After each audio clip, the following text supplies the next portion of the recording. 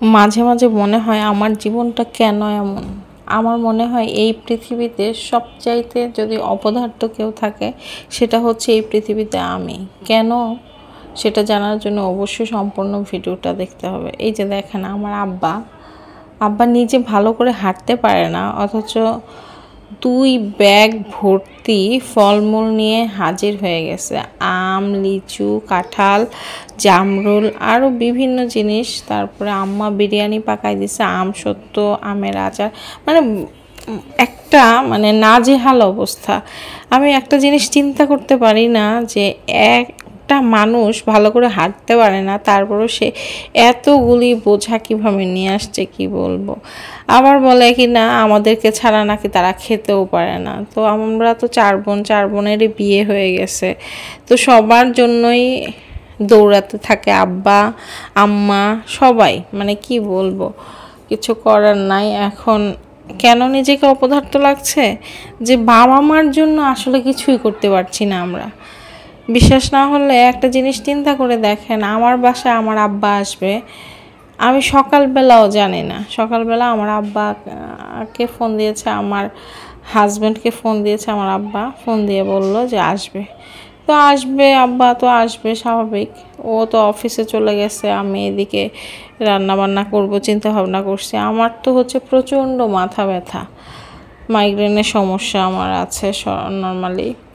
তো আব্বা আসছে, কই আব্বাকে একটু ভালো মন্দ খাওয়াবো না, চুপ করে বসে আছি, মাথা ব্যথায় উয়া করতেছি, এই অবস্থা। তারপরও কি আর করব, ডাল, একটু করলা ভাজি, মাছ ভাজি, একটু চিংড়ি ভুনার, মুরগি রান্না করলাম। এই তো আব্বা আবার দুধ নিয়ে আসছে, তো কাঁঠাল আম এগুলো দিয়ে দুধ দিয়ে খাবো। কি বলবো, এত কষ্ট লাগে আব্বা আম্মার জন্য, আসলে কিছুই করতে পারলাম না। না পারলাম দুনিয়াতে কোনো কিছু করতে, না আখিরাতে জন্য কিছু করতে। নিজেকে এই জন্যই মাঝে মাঝে বড্ড বেশি অসহায় মনে হয় যে আব্বা আম্মার জন্য আসলেই কিছু করতে পারলাম না। আমার কি আসলে কিছু করার ছিল না? অন্তত আব্বা আম্মাকে তো ভালো মন্দ একটু খাওয়াতে পারতাম, সেটা পর্যন্ত পারি না।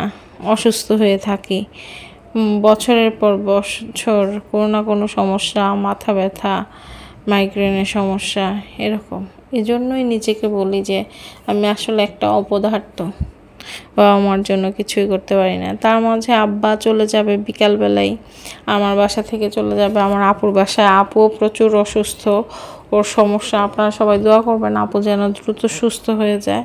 তো বিকেলবেলা আবার আব্বা কে বিদায় দেবো, ওই সময় রাস্তায় দাঁড়িয়ে আছি আমরা।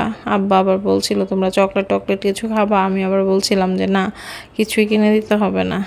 এরকমই আসলে আমার আব্বা হুট করেই আসে, হুট করেই চলে যায়, 1 ঘন্টাও থাকে নাই এরকম। শুধু দুপুরে লাঞ্চটা করেছে, এই আর কি। এই জন্যই নিজেকে খুব অপদার্থ